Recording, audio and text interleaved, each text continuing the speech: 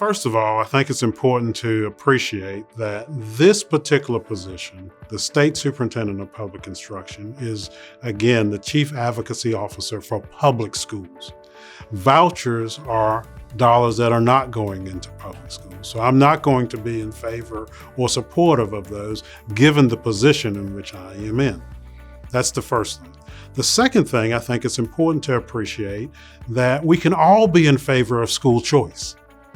I absolutely am in favor of school choice. Having been a former superintendent, I was always looking for those additional opportunities that might actually work for children, and wanted to bring those into our public school system. And so we ought to be, I am certainly in favor of it. But with public dollars, those choices need to be public school choices. Now, then what needs to change? Well, first of all, because that's not really my role, I think it's really outside the realm of what I need to be focused on in this position.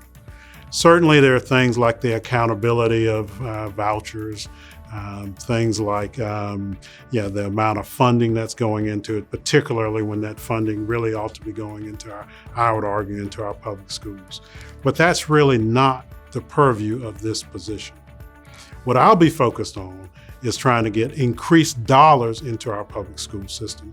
And part of the way that I will suggest that folks think about it, particularly like rural communities, is these are your taxpayer dollars. That, as it turns out, many of our rural communities do not have a private school to send their children to. So your taxpayer dollars that are going to educate some children are not going to be educating your children, because those dollars will be going elsewhere.